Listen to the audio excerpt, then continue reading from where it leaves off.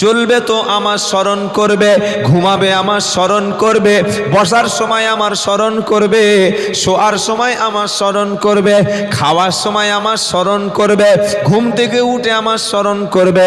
সারাটি জিন্দেগিতে 24টা ঘন্টা সময় তুমি পাবে। আল্লাযীনা ইয়াযকুরুনাল্লাহা কিয়ামান ওয়া কুউদান ওয়া আলা জুনুবিহিম ওয়া ইয়াতাফাক্কারুনা في خلق السماوات والأرض ربنا ما خلقت هذا باطلا سبحانك فقنا عذاب النار।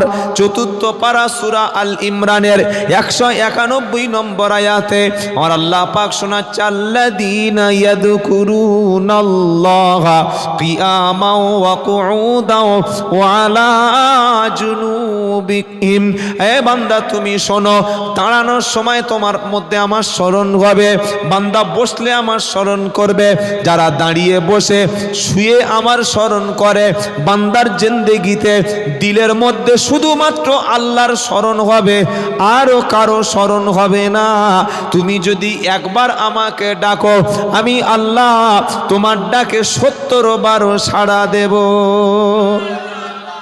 তুমি দুনিয়ার মধ্যে তুমি 1000 বার কাজের মধ্যে, প্রচুর ব্যস্ততার মধ্যে, ব্যবসা করতে করতে, চাকরি করতে করতে, ডিউটি করতে করতে, সারা দিনের মধ্যে একবার যদি তুমি আল্লাহু আকবার বলে আমার স্মরণ করো, আমাকে ডাকো, আমি আল্লাহ 70 বার তোমারও ডাকে সাড়া দিয়ে থাকি।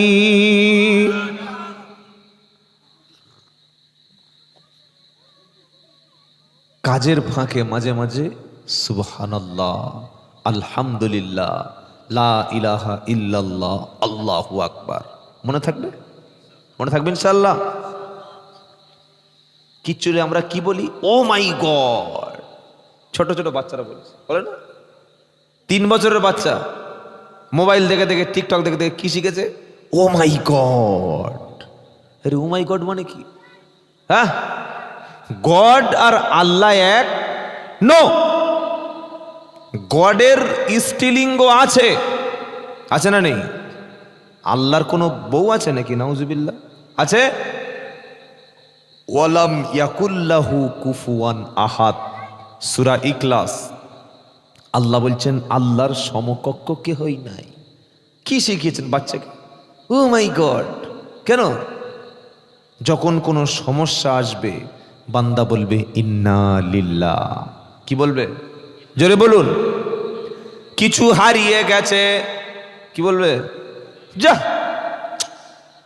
বলে একটা তালবে শায়কার লাগার বলে দিল, ওরকম কেন? ইন্না লিল্লাহ। কি বলবো?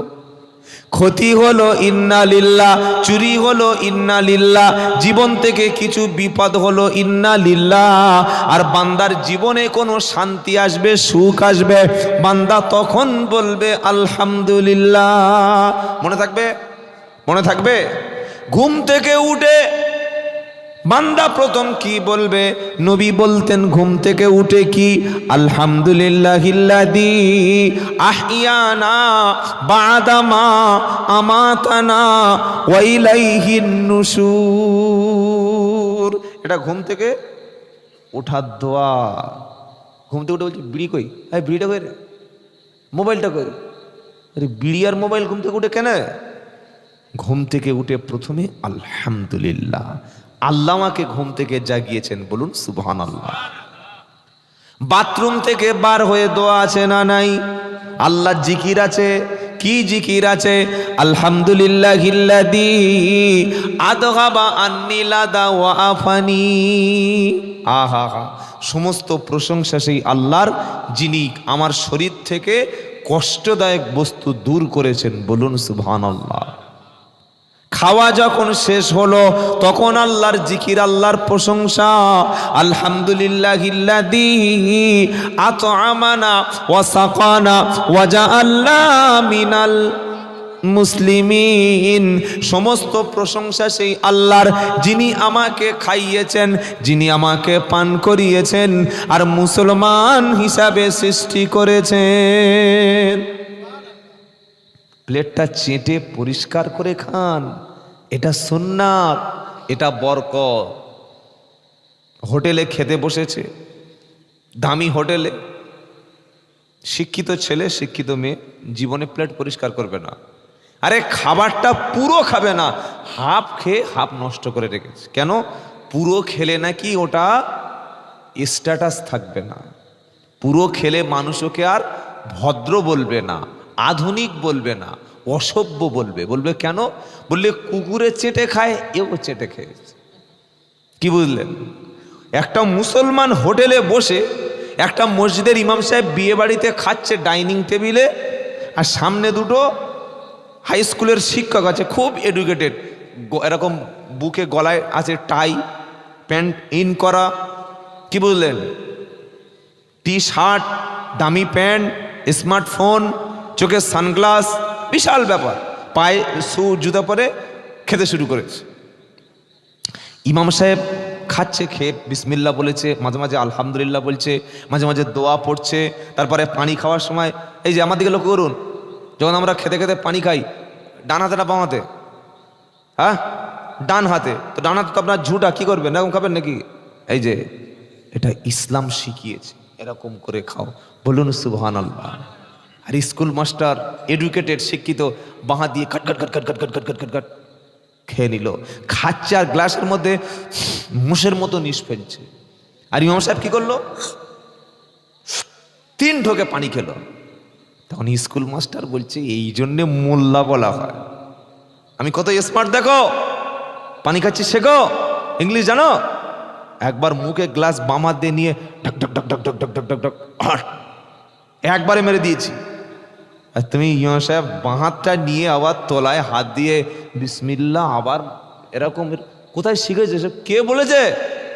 বলে নবী। বলে ও, এই জন্য তোমার খাওয়া এরকম। আচ্ছা, আমরা যারা পানি পান করি, পানি খাওয়ার সময় 3 শ্বাসে পানি পান করতে হয়। কেন?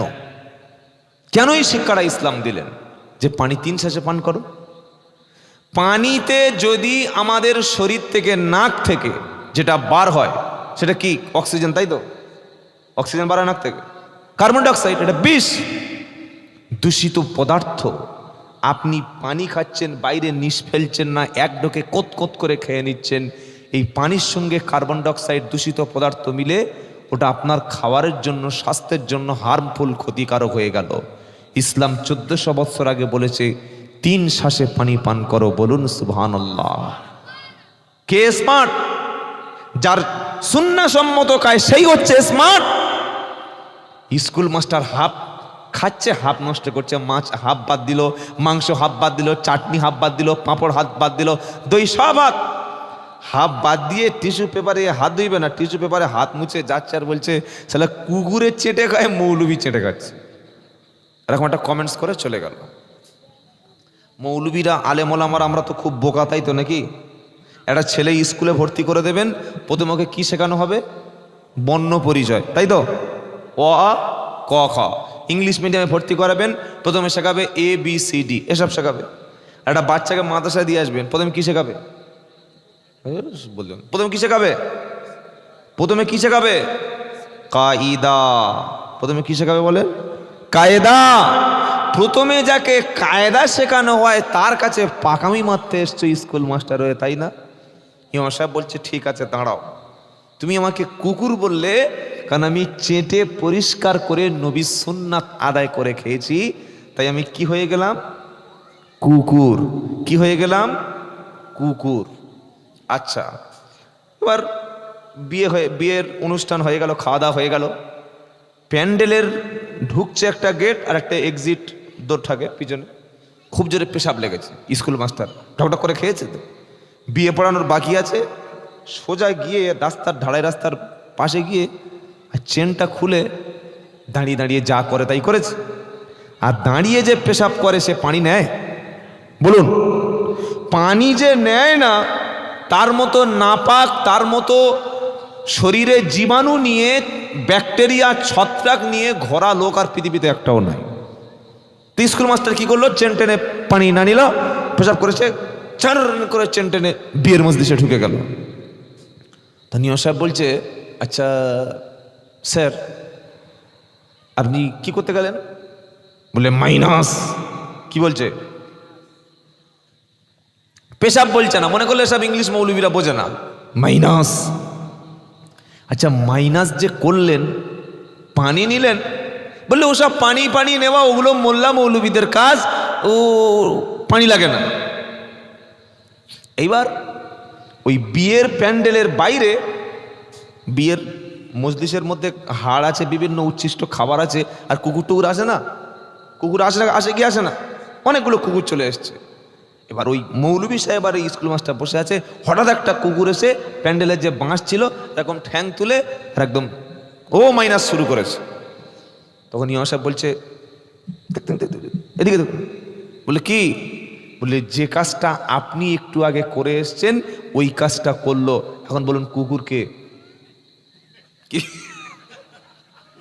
কুকুরকে? আরে তুমি তো আমাকে চেটে পরিষ্কার করে খেয়েছি কুকুর বলেছ, আর কুকুর যে কাজটা করলে তোমার চোখের সামনে সেই কাজ তো তুমি করে আসলে, কুকুরকে?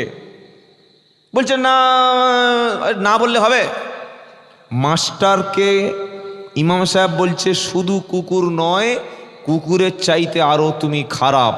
বলে হ্যাঁ, এত বড় সাহস, আমি কুত্তার চাইতে জঘন্য।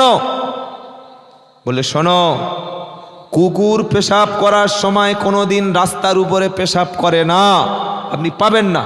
হয় রাস্তার সাইডে, গাড়ির টায়ারে, বাঁশে, কোনো একটা দেয়ালে দেখেছেন কুকুর এরকম মেজে পেশাব করছে? ফ্লোরে করে না। কেন? কুকুরকে শিক্ষা দেওয়া আছে, কুকুর জমিনে বান্দা সেজদা দেয়, জমিনে বান্দা নামাজ পড়ে, তুমি যেন জমিনে পেশাব করো না। পেশাব লাগলে সাইডে চলে যাবে, কোনো একটা ডাল, বাঁশ, দেওয়াল, এতে পেশাব করবে, জমিন পর্যন্ত যেন না পৌঁছে যায়। বলুন সুবহানাল্লাহ। নাম্বার 2, কুকুরের মধ্যে সেন্স নাই, তাই কুকুর পেশাব দাঁড়িয়ে করলো। তোমার মধ্যে সেন্স আছে, কুকুর পেশাব করার সময় একটা ঠ্যাং অন্তত তুলেছে ভদ্রতার খাতিরে, ডিসিপ্লিন মেনটেন করে। তুমি কুকুরের চাইতে বড় যদি না হতে, তাহলে ও তো ঠ্যাং তুললো বা একটু একদিকে সাইড হলো, তুমি তো সবার সামনেই একদম চালিয়ে দিলে, তাহলে কে কুকুর হয়ে গেল? তখন জবাব যা পেয়েছে না, মাল পুরো ঠান্ডা হয়ে গেছে। কি বুঝলেন? আর আল্লাহ পাক এই কথাটা বলছে কি, ওয়ালাকাদ দারানা লি জাহান্নামা কাসীরাম মিনাল জিন্নি ওয়াল ইনস লাহুম কুলুবুল লা ইয়াফকাহুনা বিহা ওয়া লাহুম আইনুন লা ইবসিরুনা বিহা ওয়া লাহুম আদানুল লা ইয়াসমাউনা বিহা উলাইকা কাল আনআম বাল হুম আদাল উলাইকা হুমুল গাফিলুন। 9 নম্বর পারা 13 নম্বর পৃষ্ঠা 1 নম্বর লাইন 179 নম্বর আয়াত সূরা আরাফ। আল্লাহ বলছেন মানুষ এবং জিনদের মধ্য থেকে বিশাল একটা সংখ্যক মানুষ এবং জিনকে আমি আল্লাহ জাহান্নামের জন্যই সৃষ্টি করেছি। তাদের পরিচয় কি? জাহান্নামে যারা যাবে তাদের আইডেন্টিটিটা কি? কিভাবে চিনব লোকটা জাহান্নামী? তো কোরআন শোনাচ্ছে লাহুম কুলুবুল লা ইয়াফকাহুনা বিহা, তাদের মন দিয়ে, তারা চিন্তা দিয়ে তারা সব কিছু ভাবে, কিন্তু আল্লাহর কথা কখনো ভাবে না। ওয়ালাহুম আইনুন লা ইবসিরুনা বিহা, আল্লাহর কথাটা তারা দেখেও দেখার চেষ্টা করে না, আল্লাহকে দেখেও তারা দেখে না। ওয়ালাহুম আদানুল লা ইয়াসমাউনা বিহা, কান দিয়ে আল্লাহর কথা শ্রবণ করেও যারা শোনে না, দেখেও যারা দেখে না, শোনার পরেও যারা শোনে না, আর অন্তর থাকার পরে যারা ভাবে না, আমার আল্লাহ বলছে উলাইকা কাল আনআম, ওরা ওরা হলো চতুষ্পদ, ওরা হলো জন্তু, ওরা হলো জানোয়ার। জানোয়ার বললেই কিন্তু আর কোনো কথা হতো না। আল্লাহ আর একটা শব্দ যোগ করছে, বালহুম আজল, বরং জানোয়ার জন্তুর চাইতে এরা আরো বেশি নিকৃষ্ট। তাহলে কুকুর কে হয়ে গেল? যে শিক্ষা আপনাকে বসে পেশাব করতে শেখায় না, যে শিক্ষা বিয়ে বাড়িতে নিজের স্ত্রীকে নিয়ে যাচ্ছে, এমন কাপড় পরেছে কাপড়ের ভিতরে কি আছে সবাই দেখতে পাচ্ছে, তো ওরকম লেখাপড়া শেখার চাইতে না শেখাই ভালো। যে শিক্ষা মানুষকে মাতাল বানায়, যে শিক্ষা মানুষকে সুদখোর বানায়, এটা প্রকৃত শিক্ষা হতে পারে না। কথা মনে থাকবে ইনশাআল্লাহ। তাই জীবনে যা করেছেন ছেড়ে দিয়ে কুরআন এবং সুন্নাত দিকে, ইসলামিক আদর্শের দিকে ফিরে আসুন। মানুষের মতো মানুষ হয়ে কবরে যান, বলুন ইনশাআল্লাহ। কোরআন কি শিক্ষা দিল? বান্দা তুমি আমার স্মরণ করো, আমি আল্লাহ তোমাকেই স্মরণ করব, বলুন সুবহানাল্লাহ। তুমি আমাকে ডাকবে, আমি ডাকে সাড়া দেব, সুবহানাল্লাহ বলো। তুমি একবার জমিনে ডাকবে, একবার সুবহানাল্লাহ বলবে, আমি আল্লাহ ফেরেশতাদের মজলিসে তোমার 70 বার স্মরণ করব। বান্দা তুমি কাজ করবে, ব্যবসা করবে, বাণিজ্য করবে, ওই কাজ এবং ব্যবসা বাণিজ্যের মধ্যে আমার স্মরণ করবে। বললে হুজুর কিভাবে করব বলো? তো কোরআন শোনাচ্ছে, ফাইদা কুদিয়াতিস সালাতু ফান্তাশিরু ফিল আরদ ওয়াবতাগু মিন ফাদলিল্লাহ ওয়াদকুরুল্লাহা কাসীরাল লাআল্লাকুম তুফলিহুন। সূরা জুমা 28 নম্বর পারা 13 নম্বর পৃষ্ঠা 5 নম্বর লাইনে 10 নম্বর আয়াত। আল্লাহ বলছেন নামাজ হয়ে গেল, আর মসজিদের মধ্যে বসে থাকবে না। কাজ করো, ব্যবসা করো, চাকরি করো, ডিউটি করো, হালালভাবে মাল উপার্জন করো। আর কাজ করতে গিয়ে, ব্যবসা করতে গিয়ে ওয়াদকুরুল্লাহ কাসীরা, কাজ ব্যবসা বাণিজ্যের মধ্যে আমি আল্লাহ আমাকে বেশি বেশি স্মরণ করো। আপনি মাঠে কাজ করছেন, হাতের ফাংশন আছে, চোখ দিয়ে দেখতে হয়, কিন্তু জিভের কাজ কি আছে মাঠে? জিভের কোনো কাজ আছে মাঠে? ওই জিভটা আল্লাহর কাজে ব্যবহার করুন। মাঠে কাজ করতে করতে সুবহানাল্লাহ সুবহানাল্লাহ বলেন, সুবহানাল্লাহ সুবহানাল্লাহ সুবহানাল্লাহ সুবহানাল্লাহ। আপনি দোকানে বসে আছেন, কাস্টমার নেই, বসে বসে খবরের কাগজ দেখছেন, টিকটক ভিডিও দেখছেন, সময় নষ্ট করছেন না। দোকানে বসে বসে সুবহানাল্লাহ আলহামদুলিল্লাহ সুবহানাল্লাহ সুবহানাল্লাহ আলহামদুলিল্লাহ লা ইলাহা ইল্লাল্লাহ সুবহানাল্লাহ আলহামদুলিল্লাহ লা ইলাহা ইল্লাল্লাহ সুবহানাল্লাহ আলহামদুলিল্লাহ লা ইলাহা ইল্লাল্লাহ লা ইলাহা ইল্লাল্লাহু মুহাম্মাদুর রাসূলুল্লাহ। কথা মনে থাকবে? মনে থাকবে ইনশাআল্লাহ। দুনিয়ায় চলছেন, জমিনের উপরে হাঁটছেন, কানে ব্লুটুথ দিয়ে কোমর নাচাতে নাচাতে হেঁটে যাচ্ছে। আহা হা। দুনিয়ায় চলছেন জমিন থেকে, গল্প করতে করতে, ঠাট্টা করতে করতে। কবরস্থানের পাশ দিয়ে মুসলমান যাচ্ছে গান শুনতে শুনতে। এরকম মুসলমান আছে না নাই? কি বলবেন আপনারা? লেখা আছে পবিত্র কবরস্থান, কানের মধ্যে দিয়ে দারুণ গান চালিয়ে দিয়েছে, খুব চলছে। কবরে শোয়ার কোনো ভয় নাই।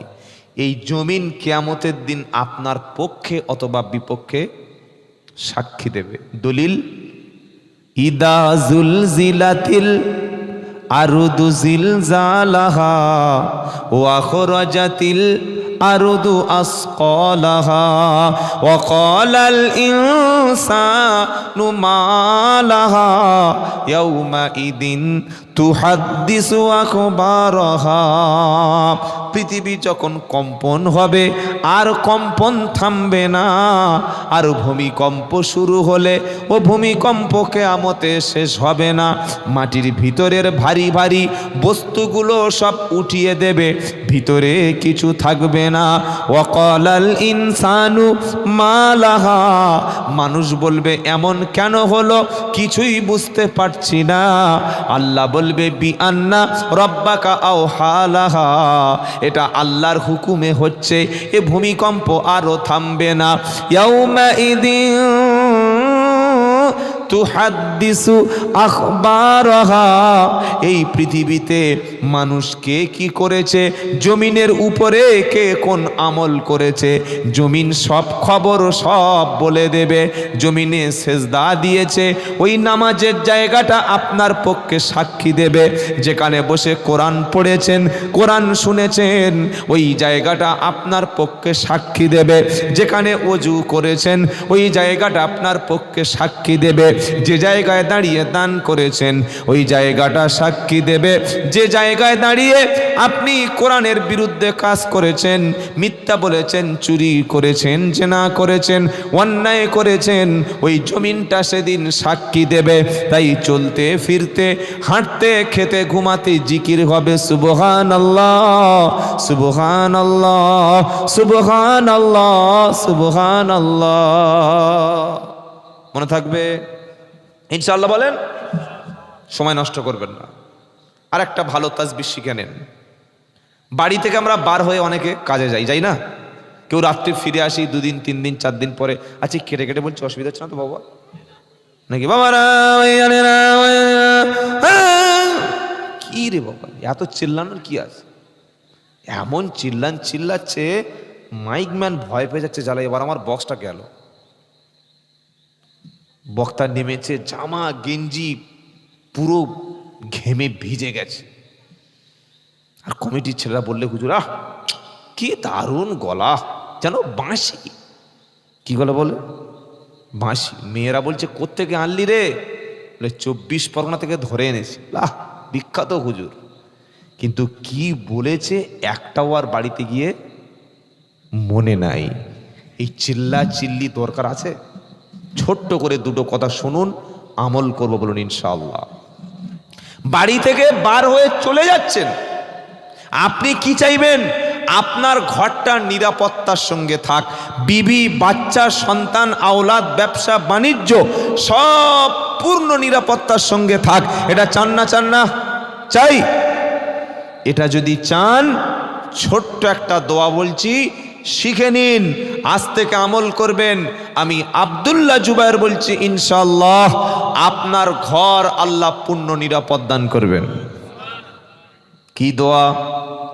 যখন বাড়ি থেকে বার হয়ে চলে যাচ্ছেন আরামবাগ, চলে যাচ্ছেন মায়াপুর, চলে যাচ্ছেন বিদেশে, চলে যাচ্ছেন কয়েকদিনের জন্য, বাড়ি ফিরবেন না।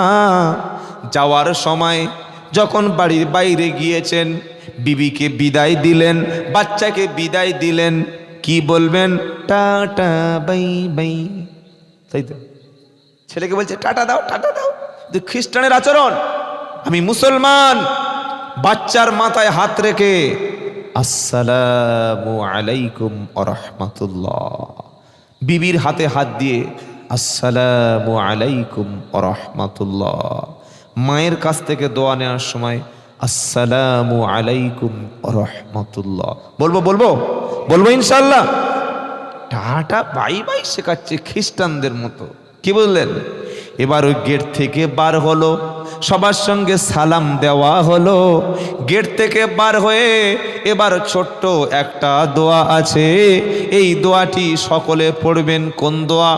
বিসমিল্লাহি, বলুন বিসমিল্লাহি তাওয়াক্কালতু, বলেন আলাল্লাহ, বলেন বিসমিল্লাহি তাওয়াক্কালতু আলাল্লাহ লা হাওলা ওয়ালা কুওয়াতা ইল্লা বিল্লাহ। বিসমিল্লাহি তাওয়াক্কালতু আলাল্লাহ লা হাওলা ওয়ালা কুওয়াতা ইল্লা বিল্লাহ।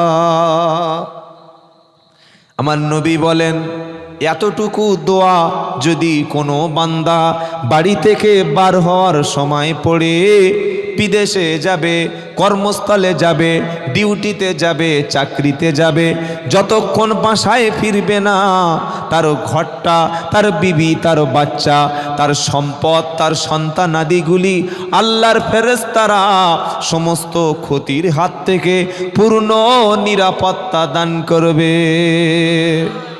আমল করব ইনশাআল্লাহ। ছোট্ট আমল কি? বিসমিল্লাহি তাওয়াক্কালতু আলাল্লাহ। বলেন বিসমিল্লাহি তাওয়াক্কালতু আলাল্লাহ, লা হাওলা ওয়ালা কুওয়াতা ইল্লা বিল্লাহ। শয়তান এসে ওই বাড়িতে প্রবেশ করতে পারে না। শয়তান এসে আর একটা শয়তানকে বলে, চল চল চল ফিরে যাই পাশের বাড়িতে, এই বাড়িতে এত উঁচু পাঁচির দেওয়া আছে, এই বাড়িতে এত বেশি ফেরেশতা আছে, এই বাড়ির মধ্যে ঢুকে কোনো ক্ষতি করা আমি শয়তান, আমার পক্ষে সম্ভব না। শয়তানের হাত থেকে ওই বাড়িটা পূর্ণ নিরাপদ হয়ে গেল। ছোট্ট দোয়া, বিসমিল্লাহি তাওয়াক্কালতু আলাল্লাহ, লা হাওলা ওয়ালা কুওয়াতা ইল্লা বিল্লাহ। মনে থাকবে ইনশাআল্লাহ। নতুন ঘর ফেলার জন্য আপনি বেশ ঢালাই করবেন, তাই তো? করবেন কি করবেন না? আমরা কি করি? ও মাওলানা দুটো ইট পড়ে দাও। কি পড়ে দাও? ইট। ইট পড়ে দিলে হয়ে গেল? ইট পড়ে লাভটা কি হবে? বলছে বাড়ির মেয়েরা বলেছে ইট পড়ে দিতে হয়, আর ইটের তলায় এরকম ছোট্ট একটা সোনার অলংকার দিতে হয়, আর 1 টাকা দিতে হয়, আর মুরগি জবাই করে রক্ত দিতে হয়। আমি বললাম ভাই তোর রক্ত একটু ফেল দেখি কেমন লাগে। মুরগি রক্ত দিবি কারণ নিরীহ প্রাণী বলে, তোর রক্তটা দে। মুরগি পেয়েছিস বলে তার রক্ত বলে দিচ্ছি, তোর রক্ত দে না দেখি, সদিক একটু গলা কেটে দিই। কে শিখিয়েছে এরকম? নতুন ঘর করছে, 4টে রুম হবে, ডাইনিং রুম হবে একটা, অ্যাটাচ বাথরুম হবে একটা, আর ওই ভিত ফেলার সময় বেশ ঢালাই করে মাঝখানে যে মাটিগুলো আছে 30 ফুট বাঁশ, মাথায় একটা ঝাঁটা, আর দেখি একটা জুতা নিয়ে দিস। কি করে কি করে না? এবার এটা কি বলছে? বাড়ির মেয়েরা বলেছে এই থাকলে আর কোনো সমস্যা হবে না। আমি বললাম বাড়ির যে মেয়েরা বলেছে এটা থাকলে সমস্যা হবে না, সমস্যা বেশি হবে। বলে কি সমস্যা? তুমি যে বাঁশ টাইয়েছো 30 ফুট বাঁশ, আর বাঁশের মাথায় কি? যদি কোরআনের একটা আয়াত থাকতো বা বাঁশের মাথায় যদি কোনো বরকতের কিছু থাকতো সেটা আলাদা, যে বাঁশের মাথায় একটা কোরআনের আয়াত আছে, বা নামাজের একটা পাটি আছে, বা একটা টুপি আছে, আলাদা।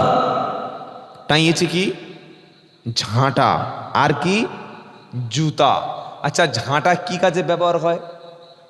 ঝাঁট দিতে, ঝাঁটাই করতে, ছাটাই করতে। আর জুতা কি কাজে ব্যবহার হয়? পায়ের তলায় দিতে। আবার মাঝে মাঝে জুতা পেটা করা হয় না? কি বুঝলেন? তার মানে তুমি নতুন ঘর চাপছো, বিসমিল্লাহ বললে না, কোরআন তেলাওয়াত করলে না, সেখানে দোয়া করলে না, সেখানে বিসমিল্লাহ নাই, একটা লম্বা বাঁশ এবং ঝাঁটা আর জুতা টাইয়ে দিয়েছো। তোমার ধারণা এই বাঁশটা থাকলে বিপদ হবে না, এই জুতা ঝাঁটা দিলে কোনো সমস্যা হবে না। শয়তান খুব চালাক, সে এইভাবে তোমার ঈমানটা নষ্ট করবে। ওরে জুতা আর ঝাঁটা দিয়ে যে কাজটা হয়, এই ঘরটা তৈরির শুরুতে তুমি জুতো এবং ঝাঁটা টাইয়েছো। তুমি যখন ঘরে বড় হবে, তোমার বাচ্চারা লালন পালন হবে, ওটা ছোট ছেলের রুম, এটা মেজো ছেলের রুম। দুটো ছেলে বিয়ে করে দুটো বৌমা নিয়ে যখন চলে এলো, একবার বড় ছেলেটার বৌমা লাথি দেয়, একবার ছোট ছেলেটার বৌমা ঝাঁটা মারে। শুয়ে শুয়ে বলছে আল্লাহ কপালে ঝাঁটা আর জুতো। আল্লাহর ফেরেশতা বলছে মনে আছে যেদিন ঘর চেপেছিলিস সেদিন সিগন্যাল দিয়ে দিছিস, তাই এটাই তোর কপালে ঝাঁটা আর জুতো। কপালে ঝাঁটা আর জুতো এমনি জুটে যাবে। কি বুঝলেন? ঘর চাপবেন, আব্বাকে দাওয়াত করুন, মাকে দাওয়াত করুন, ইমাম সাহেবকে দাওয়াত করে হুজুর একটু দোয়া করে দিন, আপনিও দোয়া করবেন। বিসমিল্লাহির রহমানির রহিম বলে প্রথম ভিতটা স্থাপন করবেন, ইনশাআল্লাহ আপনার ঘরে কিচ্ছু ক্ষতি হবে না। সুবহানাল্লাহ বলুন। মনে থাকবে ইনশাআল্লাহ। বাগান চাষ করেছে, এরকম দেখি কাক তাড়ুয়া দিয়েছে, তাই না? তার মাথার উপরে একটা ওই মাটির কি বলে খুলি হাঁড়ি করে বিভিন্ন দাগ দিয়েছে। কেন? বলছে নজর লাগবে না। এগুলো কেন করেন? মুমিন তো আল্লাহর উপরে ভরসা করবে, আর পৃথিবীতে কারোর উপরে মুমিন ভরসা করে না। এর নাম হচ্ছে ইমানদার। বলুন সুবহানাল্লাহ। বাচ্চার কোমরে লোহার দেখি এরকম ওই তাগা, লোহার এরকম ওই কি বলে ওগুলো সব কাঠি 3-4 টাঙিয়ে দিয়েছে, গলায় এরকম একটা টাঙিয়ে দিয়েছে। এটা কি ভাই? বলছে ওটা থাকলে আর কোনো ক্ষতি হবে না। কপালে টিপ, বাচ্চা, ছোট্ট বাচ্চা, এখানে টিপ, একদম এই জায়গায়। চাঁদের মতো ছেলে, কি নাম? বললে মুহাম্মদ। এত সুন্দর নাম, নবীর নামের নাম, আর কপালের টিপ কেন? বলছে মেয়েরা বলেছে ওটা থাকলে আর কোনো সমস্যা হবে না। আরে আল্লাহ যদি কোনো বিপদ দেয়, আল্লাহ যদি রোগ দেয়, আল্লাহ যদি অসুস্থ করে, আল্লাহ যদি তাকে ক্ষতি করে, কে সুস্থ করতে পারে? ওয়াইয়ামসাসকাল্লাহু বিদুররিন ফালা কাশিফা লাহু ইল্লাহু ওয়াই ইউরিদকা বিখাইরিন ফালা রাদ্দা লিফাদলিহি। আমার আল্লাহ পাক বলছে, আমি যদি কাউকে অকল্যাণ দান করি, কাউকে যদি বিপদ দিই, কাউকে যদি রোগ দিই, কারোর যদি কোনো অমঙ্গল দান করি, আমার হাত থেকে বাঁচানোর মতো কোনো ফকির, কোনো দাতা, কোনো পীর সাহেব, মুফতি সাহেব, হুজুর সাহেব, বক্তা, ডাক্তার, মাস্টার, ইঞ্জিনিয়ার, আমি যদি ক্ষতি করতে চাই, অকল্যাণ করতে চাই, আমার হাত থেকে তোমাদের পৃথিবীতে কেউ বাঁচানোর নাই। ওয়াই ইউরিদকা বিখাইরিন ফালা রাদ্দা লিফাদলিহি।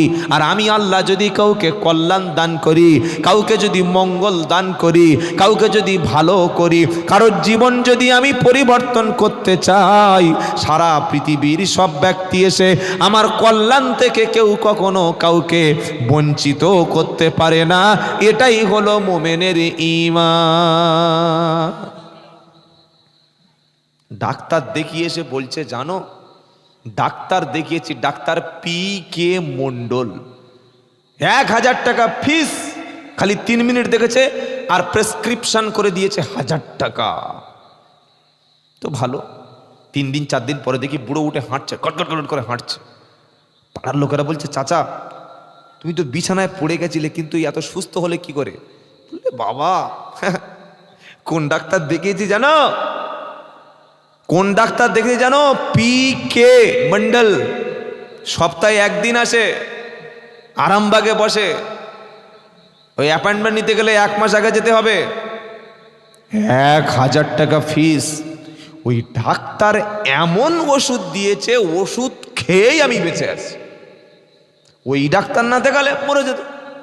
ওই ডাক্তার আমাকে বাঁচিয়েছে, ওষুধ আমাকে বাঁচিয়েছে, টাকার জোরে বেঁচে আছে। বলে না মুসলমান, বলে না, বলে না, টাকার জোরে বেঁচে আছে।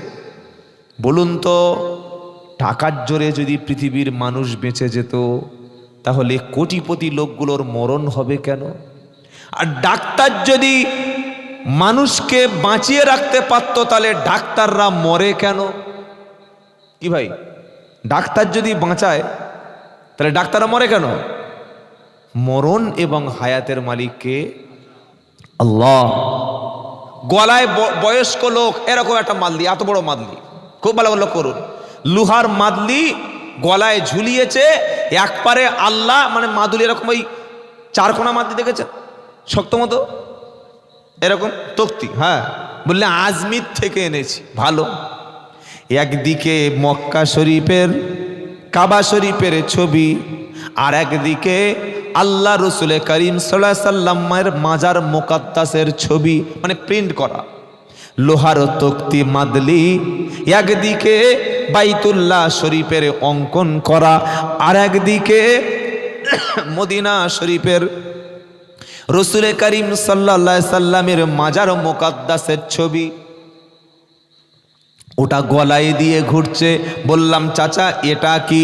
বললে, তাবিজ। আমাকে মাদলিটা বিপদ মুসিবত থেকে বাঁচাবে, এই মাদলি আমাকে রক্ষা করবে। ইমান ওখানে চলে গেল। কাছে গিয়ে দেখলাম একদিকে মক্কা আর একদিকে মদিনা। আমি বললাম, চাচা কি সর্বনাশ!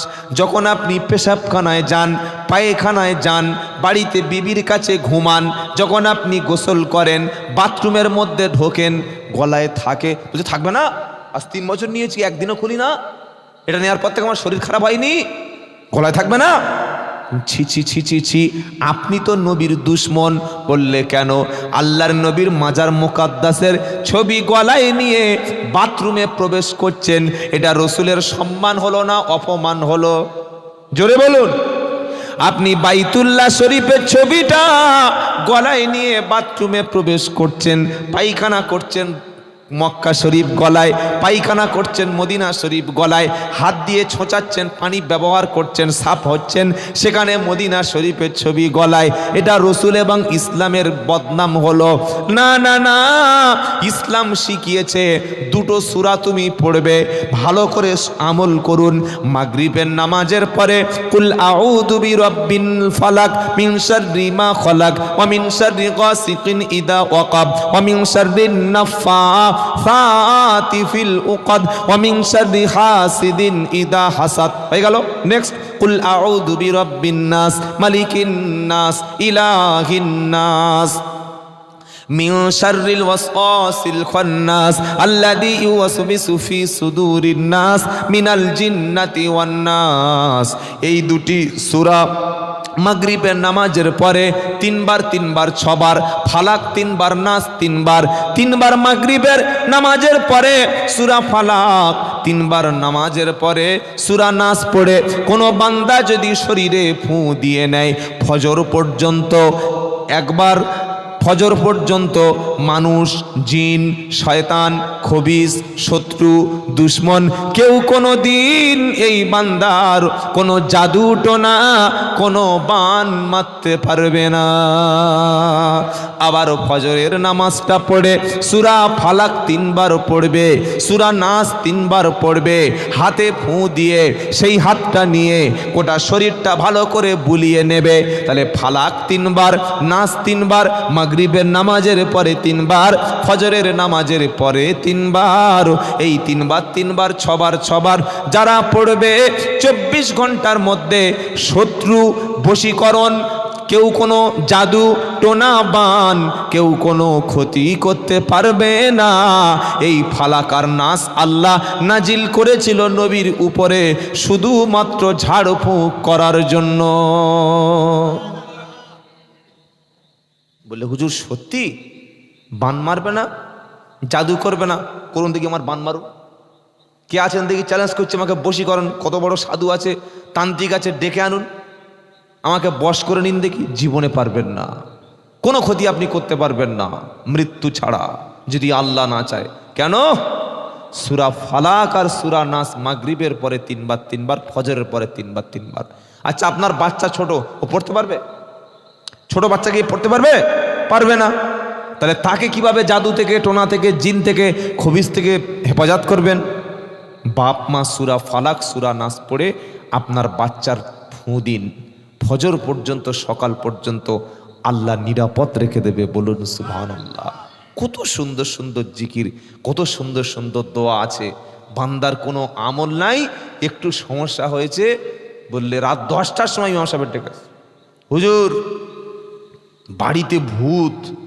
হুজুর বলছে বাবা ভূত বলতে কিছু নয়। না হুজুর ভূত, সে বাঁশ গাছের ডাল নড়ছে, তোমার ভাবি ভয় থেকে লাফাচ্ছে, ঘরের মধ্যে দুমদাম আওয়াজ হচ্ছে, এক্ষুনি চলো। কটার সময় ডাকছে? রাত 10টার সময়। আচ্ছা, একটা ডাক্তার যদি রাত 10টার সময় ডেকে আনেন, বিনা পয়সা আসবে? ফিস দিতে হবে না? একটা উকিল যদি ডাকে, পয়সা দিতে হবে। যে কোনো ব্যক্তির সাথে, উকিল আইনজীবীর সাথে আইনি পরামর্শ নিতে গেলে পয়সা লাগবে। ইমাম সাহেব রাত 10টার সময় বাড়িতে এলো, এসে ঝাড় ফুঁক তেল পানি করে দিয়েছে। যাওয়ার সময় তার হাতে 500 হাজার না দিতে পারেন, 200 টাকা দেওয়ার দরকার ছিল। জোরে বলে, এই ইনসাফটুকু ছিল? দেয়নি, কিছু দেয়নি। বলে হুজুর ঠিক আছে। এখন হুজুর ঝাড় ফুঁক করে পানি টানি দিয়ে বাড়ি চলে যাচ্ছে। তারপরের দিন সকালে ইমাম সাহেব বলছে, ভাই ভাবি কেমন আছে? বলছে না, তুমি যা তেল পানি দিয়েছো কারেন্টের মতো কাজ হয়েছে। কিসের মতো কাজ হয়েছে? কারেন্টের মতো। তাহলে কারেন্টের মতো যখন কাজ হলো, তখন পয়সাও তো কিছু দেওয়া দরকার ছিল। বলছি না যে পয়সা দিন, কিন্তু এটা ইনসাফ, এটা বিবেক, এটা আপনার উপরে একটা মানবিকতা। তিনি একজন ইমাম, তিনি একজন আলেম আসলেন, আপনি একটু সহযোগিতা করবেন না? মেয়ের বিয়ে পড়িয়ে নিয়েছে, বলছে হুজুর এখন আসরের নামাজ হয়ে গেল, মেয়ের বিয়ে পড়িয়ে দাও। বিয়ে পড়ানো হয়ে গেল, সব বরযাত্রী চলে গেল। ইমাম সাহেব বলছে কই আমার হাদিয়া? বললে মাগরিবের নামাজের পরে দেখা করব। এর মসজিদে যাবে? মেয়ের বিয়ে পড়ানো টাকা 2019 সালের টাকা এখনো পর্যন্ত বাকি রেখেছে। এরকম মুসলমান আছে না নাই? জোরে বলুন। মেয়ের নাতি হয়েছে, তার বয়স 6 বছর 7 বছর, তাও পর্যন্ত টাকা দেয় না। তো এই জন্য করে ইমাম সাহেবরা খুব চালাক, আমরাও খুব চালাকি করি। কি বুঝলেন? এমন ভয় রাত্রেবেলা দেখিয়ে দেবো না, তারপরের দিন 5001 টাকা নিয়ে চলে আসবে। কি বুঝলেন? আমার জীবনে একটা গল্প বলি। ছাত্র জীবনে 700 টাকা করে বেতন দিত। 700 টাকা। ক টাকা বলতো? মসজিদের মাইনে ইমাম সাহেবের দিত আমার। 2010 থেকে 2014 সালের কথা বলছি, 4 বছর ইমামতি করেছি। তখন এই বক্তব্য লাইনে আসি নাই। মাসে বেতন ছিল, মান্থ স্যালারি 700 টাকা, 1000 নয়, 700 টাকা মাত্র। আমি বললাম তো এভাবে চলবে কি করে? কি বুঝলেন? একটা লুঙ্গি কিনতে গেলে 300 টাকা, একটা বিবি কাপড় কিনতে গেলে 400-500 টাকা, ডাক্তার দেখালে তো 300-400 টাকা। ঠিক আছে, আমি বললাম এক কাজ করো, তোমাদের গ্রামে প্রচুর জিন শয়তান খবিজ আছে, সব ক্ষতি করছে, বুঝতে পারছো? হ্যাঁ। তো বেশি করে তোমরা বাচ্চাদের কোরআন শেখাও। বলে না হুজুর আমাদের ছেলেরা কোরআন জানেন। তাই বলে কি হবে? বলে আপনি পড়ে দিন। একটা খতম পড়তে 1000 টাকা লাগবে। কত টাকা? নিজে যখন পড়বে না, বাচ্চার যখন শেখাবে না, আর তোমরা বলছো খতম না হলে আমার বাপ জান্নাতে যাবে না, তাহলে 1000 টাকা বার করো। কত টাকা যদি বলেন? যে একটা খতম যদি 1000 টাকা লাগে, মাসে যদি 15টা খতম হয়, ক টাকা? 15টা খতম হলে দিচ্ছে কত? আমার 700 টাকা। ইনকাম করছি কত মাসে? কত? 15,000 টাকা। কিভাবে মাস যাচ্ছে বুঝতে পেরেছেন? কিভাবে যাচ্ছে? আরে বাচ্চাকে কোরআন শিক্ষা দাও। তোমার বাচ্চা কোরআন পড়ুক, তোমার স্ত্রী কোরআন পড়ুক, তুমি নিজে কোরআন পড়ো। এজন্য তো মসজিদে ইমাম সাহেব রাখতে হয়। কথা মনে থাকবে ইনশাআল্লাহ। আর যে মহল্লায় বাচ্চারা কোরআন শিখবে না, নিজে কোরআন শিখবে না, বিবি কোরআন পড়বে না, কেউ কোরআন জানবে না, হাফেজ সাহেব বা ইমাম সাহেব প্রতি বাড়ি বাড়ি পড়বে। আর যত বেশি পড়বে তত আমার লাভ হবে। পড়েছি সেটাও আমার লাভ, খেয়েছি আমার লাভ, টাকাটাও আমার লাভ। যা হচ্ছে তোমার বাপের কবরে আমি কি আর দেখে বসে আছি? রব্বানা যালামনা এক কদম পড়েছি, আল্লাহ কওসারের নানা জান্নাতে চলে যাক। ফেরেশতারা বলছে সে তো পাকা সুদ কর, কিভাবে জান্নাতে যাবে? আমি বললাম আমার 1000 টাকা হবে, তার বাপ জান্নাতে কি জাহান্নামে দেখার দরকার নাই। কি বুঝলেন? বলে দিলাম আল্লাহ জান্নাতে পৌঁছে দাও। এখন গেছে কি না গেছে সে আমি জেনে বসে আছি। কি বুঝলেন? হে বাবাজিরা, আল্লাহ ভাইরা, তাই সকলে বলুন বাচ্চাকে কোরআন শিক্ষা দেব, নিজের বাপের মায়ের জন্য নিজেই কাঁদবো বলুন ইনশাআল্লাহ।